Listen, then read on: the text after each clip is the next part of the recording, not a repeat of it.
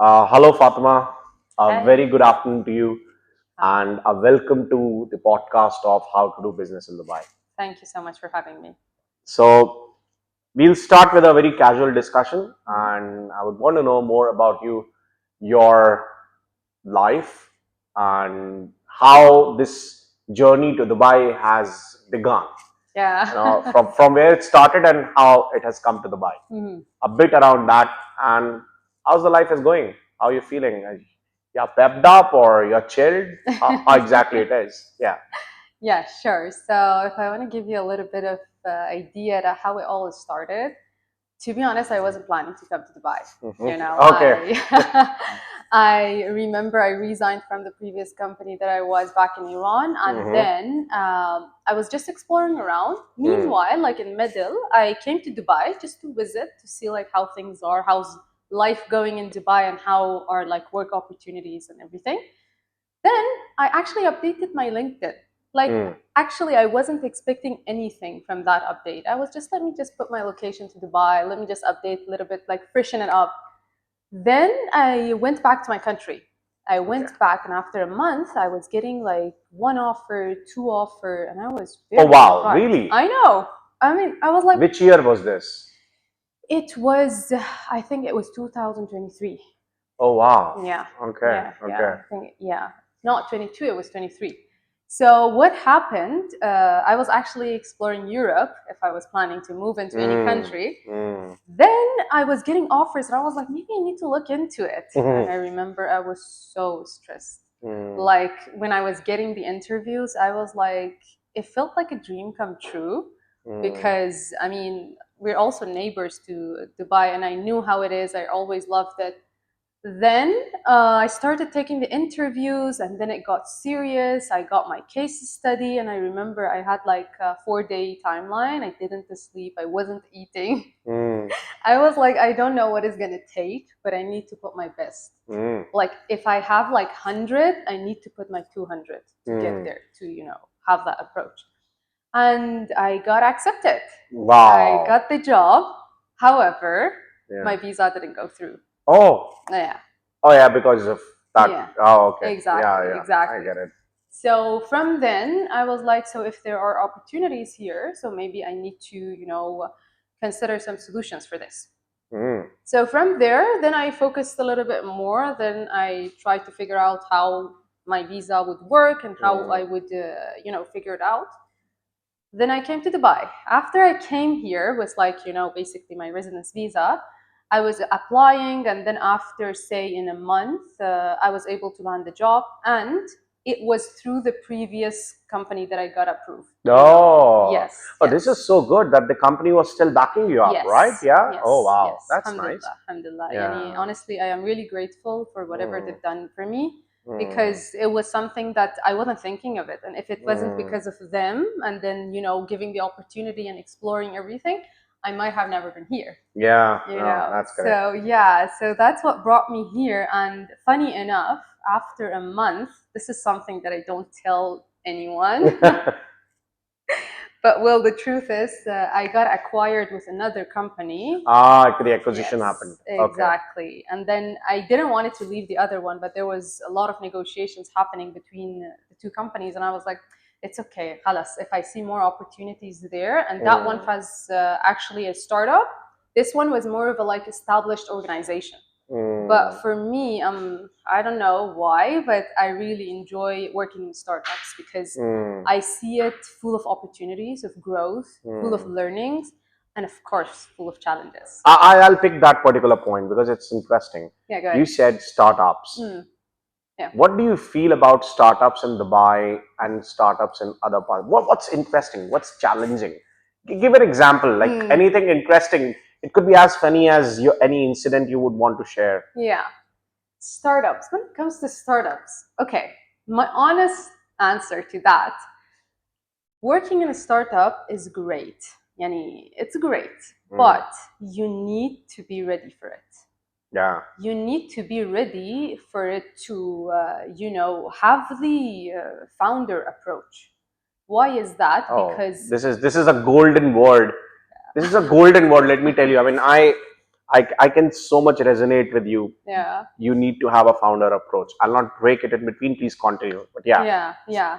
So the reason why is because the team is small, and the problem that is being solved and the solution that is being provided is actually a big one. A lot of times, like when you see the startups, like, you see very young individuals trying to solve very, serious problems. And in that situation, you're like, every single person who's in that environment should know that where the company is going, like what was the founder's vision and what they need to achieve. So that's what I would say. For example, whoever tells me that you're a UI UX designer, I'm like, I appreciate your opinion, but I would call myself self a product designer. Yeah, because it encompasses everything. As a in a startup, you probably do all of that what is required from 0 to 1. So it's a very different experience. But don't you think? I mean, just your opinion. Yeah. Doing startups in Dubai is difficult from people perspective, or is it easier because you have a Filipino, you have an African, you have a British, you have an Iranian, you have an Indian. Yeah. What do you think in your experience? Has this been interesting or challenging, or interesting, challenging both? Well, it was both. It was both because I think the cultural adaptability is still needs a lot of work. Do you know what I mean? So basically, how I would see it is, it's not something that I would say it's easy. Meanwhile, it is. So it's something in between that you're like, you can do it easily. For example, if you're trying to have open a startup, come up with an idea, you can have your company running for a year or two maybe. But can you really solve the problem you're trying to solve? So that's something that I've been seeing here in Dubai, like quite a lot, that there's a lot of companies, a lot of ambitious people, which I really do appreciate them. But at the same time, when they proceed from one point, they don't know what to do, And I think that's kind of, I'm not sure whether if we can call it a problem, because it's some sort of the essence of Dubai. It's fast growing, it's, full of ambitious people, like a city that all dreams can come true. And I would say maybe it's just part of the nature of it. So you think that when it comes to people from diverse backgrounds, they make a good of the entire amalgamation of different cultures coming together, and they add value to a startup, or they make it could be a little difficult to navigate between so many different people from different backgrounds. What do you think? What would be your opinion in your experience? I got your point. Okay, in that case, I think it comes with challenge. Comes with challenge. The reason why is because, for example, like back in my country when I was like working in an organization, but then we were establishing some work ethics, and then of course, when I come to a new country, a new company, then I'm bringing those work ethics with myself. That's correct. And everybody else are doing the same. So the thing is, are these work ethics matching together? So basically, I would say maybe some sort of, for example, some sort of, how to call it, establishment of a work ethic that how that company wants to follow. I don't know whether a training would work with that, but I think it might, because can you go a little deeper to that point? Like, if you say work ethics, is it something related to how one behaves, or is it something related to the commercial aspect?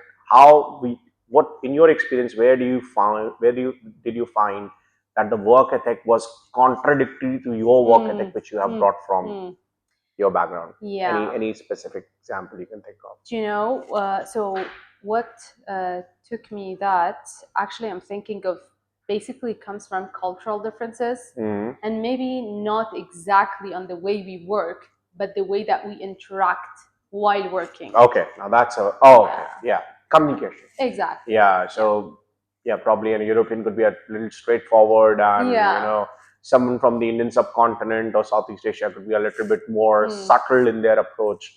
So that kind of a difference could be there. Yeah. So in their communication standards and how ethically you can bring them as a standard would be interesting for a company to know or understand or learn. Yeah. One very interesting aspect probably as a designer, I would, you're a designer, I would want to know, when there is so much of diversity in a country, how do you come along with something which is liked by everyone?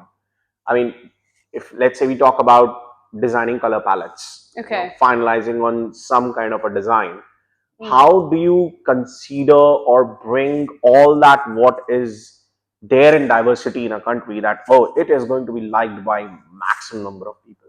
It would be so difficult for a designer to do. What's your thought process or iteration to come on finalizing a design? And because you have worked with startups, so you have done 0 to 1, so is it just what you find as interesting is the one should go to market, or how do you consider this diversity and then finalize on designs when it comes to finalizing a product? I hear you. So if I understand you correctly, basically how it works, it depends. I think what drives the, for example, say design system, if I want to call it at this point, is the actually the industry that you're working in. Do you know what I mean? So for example, the problem that you're trying to solve and comparing with what our other competitors are doing. So basically the diversity here shouldn't have and doesn't have, at least with my experience, that much effect, because there is some sort of a universal approach, because whatever solution we're trying to, whatever problem we're trying to solve, it was already someone has tackled it some part of the world, you know? So basically what we try to do based on, say, I would say maybe based on the cultural differences and like local guidelines, if I want to call it, that's what it would follow. So I think, I'm not sure, but help me if that answers your question. No, that caters to a lot, bigger part of it that I completely understand. But if from the design point of view, if I want to understand a little bit more, what are those aspects of ambiguity you have to work with when finalize on designs? What is ambiguous and very difficult to bring in designs iterations? Anything specific you find? And I would say rather put it as the most difficult part for a designer. What do you think is when you are in your mode of developing something? So basically, what is the main challenge that you're facing? You face, and something which is ambiguous, because you can't just pick 5 designs and say, okay, let me mix all of them, or give one, or just pick the best one, one out of them. No. So you would probably do your own process and work with that ambiguity. Okay, this is going to fit in the whole concept of the product. So what is that part, challenging part, or the ambiguous part you have to work with every time? So to clarify, do you mean when it comes to picking other designers to work with, or in the design process in general?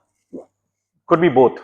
I mean, you can give whatever is interesting for you. You picking another designer, that's a very interesting point. Which could be ambiguous and challenging, and in your design process could be anything. Whatever you find interesting, I would want to listen to. I would say the most challenging part of it, it's, for example, when it comes to other designers, is basically getting the people who are basically share the same vision. And then sometimes, for example, when you share the vision, for example, during the interviews, it's, this is the set of values we follow, this is the set of criteria that we do. But it's so important whether if that person is on the same page. It comes actually, like, what I see in a lot of designers is that everybody thinks that they need to do a certain things and get the job done, and that's it.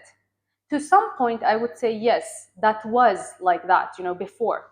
But now everything is changing. Now what we're speaking about it at the moment is something that AI is going to do it very soon, fully. It's already there, But when it comes to, for example, grabbing the vision of the problem that we're trying to solve, or for example, as I mentioned earlier, as the founders, basically, you need to grab the vision and make sure that, for example, what you are basically where your work is going, what are you working towards? I don't know whether if it clarifies it or no, not. it clarifies a lot. Yeah. So okay, just an interesting point from there. If you talk about people, Yeah. you're handpicking people. Yeah. What is that one element you would always want in a designer? Like, okay, oh, this is it. You know, I will have this guy. I'll work with this person. The project is Yeah. going to be good. What is that one element you would always prefer in a designer to have? Okay, that's a good one. So if I want to say, it would be curiosity Okay. and design critique. Okay. They need to question everything. Yeah, push They back. need to, exactly. Sure. Why is that? Because, for example, me as their manager, or for example, our product manager or product owner, the person who is like above us is going to do all the things, all the questioning. And then I would say, like, a good qualified designer, they need to be already like at least 2 to 3 levels already up there. They need to be able to, first of all, defend what they're doing, be able to question their own work, and be able to, fix it.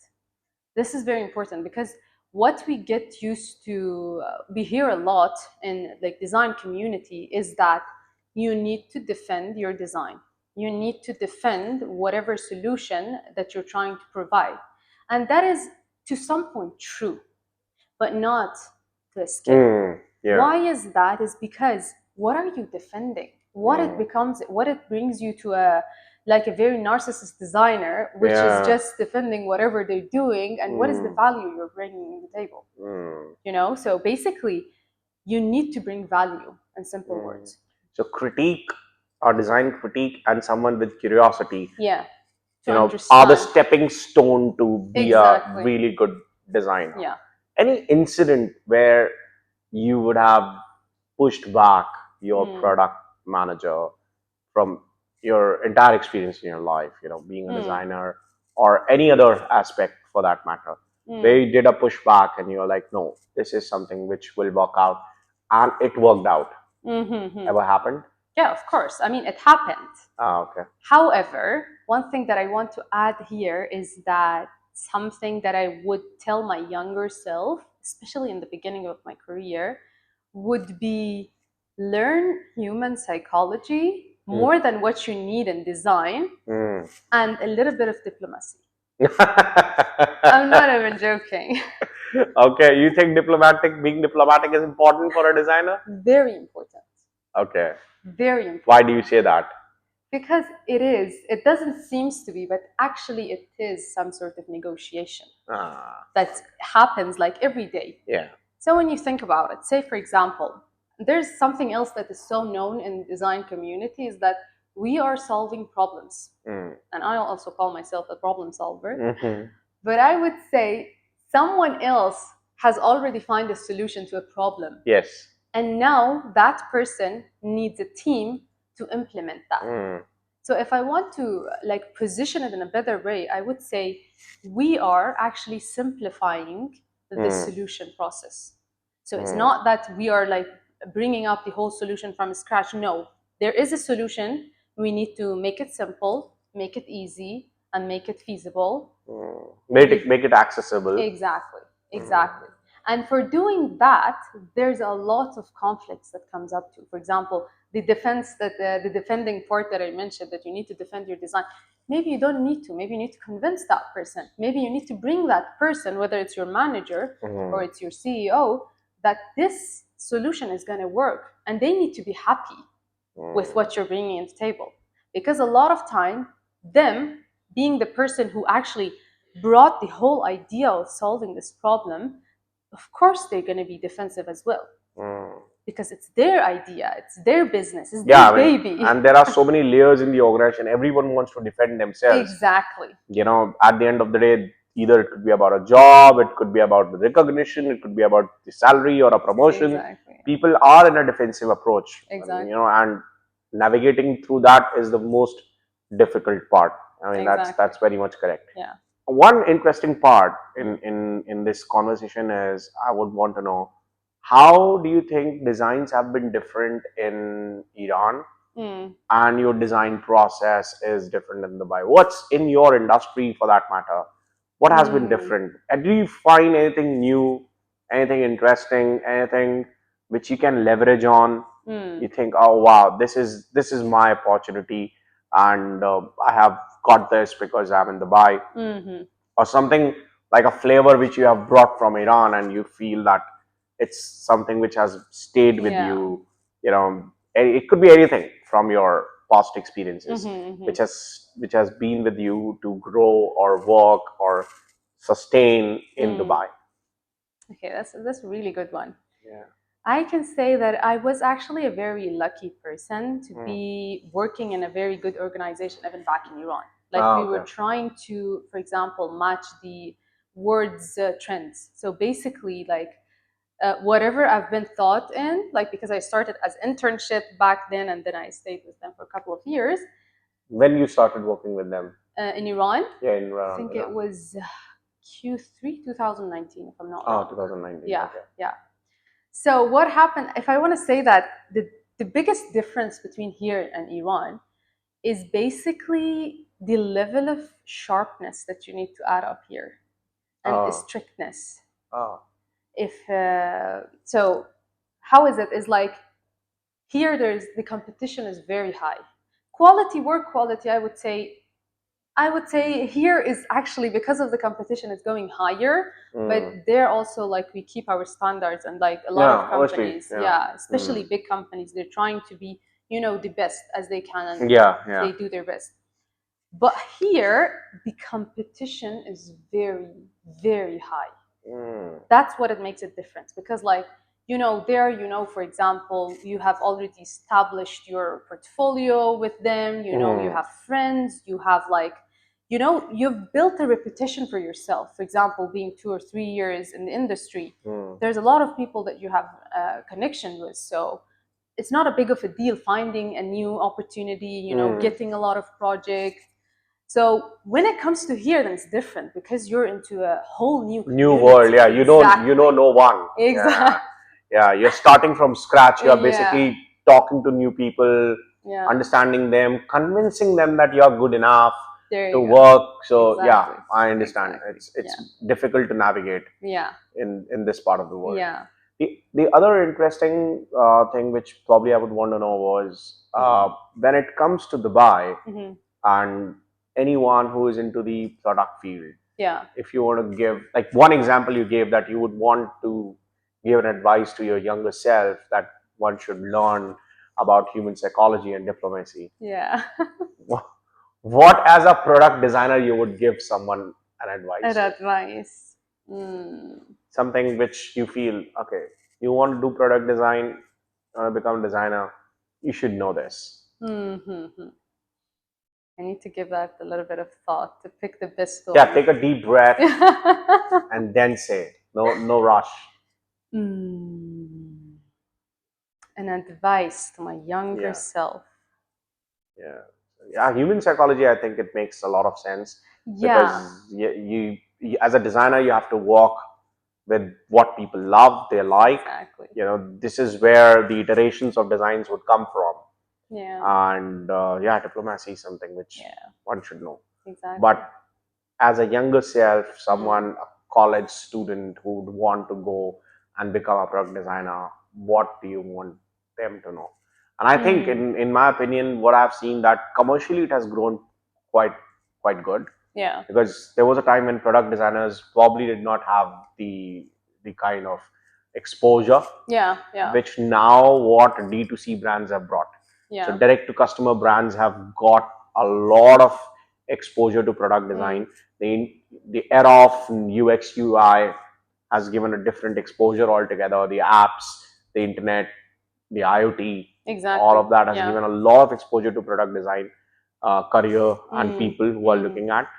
But then, in your opinion, because I'm not a product designer, I don't know anything about what would one should look at, to start with. Yeah. What do you think would be one area? If I want to answer that question, I think the best of it will be design. Your job basically is not only in the screens. You are designing every second, every moment, every interaction that you're having with people with the, I don't know, devices around yourself. So basically, designer rule is not something that you look at it, you're like, okay, this is my job, this is what I need to do, these are the 1, 2, 3 steps that I need to get it done. No, the approach that you should have is that open your eyes and see all the different touch points in your life that you're designing it, basically, especially when it comes to your work environment. You have the capability of, for example, something we used to call is designing your character at work, for example. Okay. And that also adds up to that diplomacy and psychology that you need to bring into your work, because it's beyond doing this. Someone tells you do this and this and this, and this might raise a lot of critiques. This only sentence that I'm saying, because a lot of people are like, no, you're getting hired for doing these jobs. Do you know what I mean? So in my approach, I'm like, what I would appreciate, especially like whether if I'm working with another designer, if I'm hiring another designer, I would want someone who has a holistic approach, who knows what he's building, who knows where the product is going. It's a little bit with the product manager as well. I don't know whether if that answers your question. That makes a lot of sense. Yeah. Okay, another area, the generic one, but still, I would put this out to you related to the previous question. One advice for anyone who's moving to Dubai for work, for business, or to live.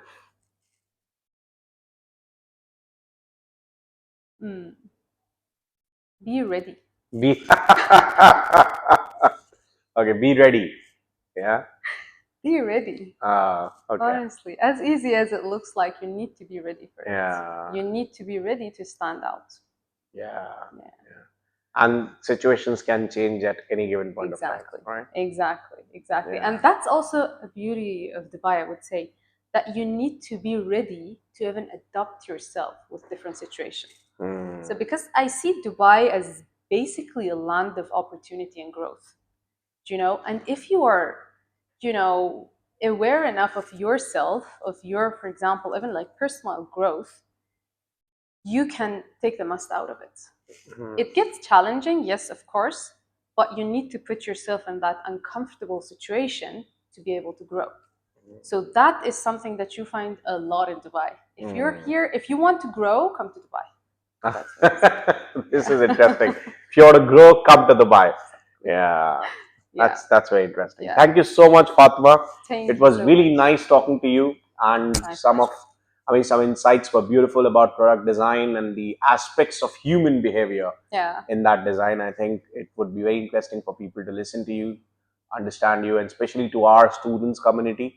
If they want to become a product designer, they should listen to Fatema. Oh, thank you so much. Thanks a lot. Thank you. Thank you so much. Thank you.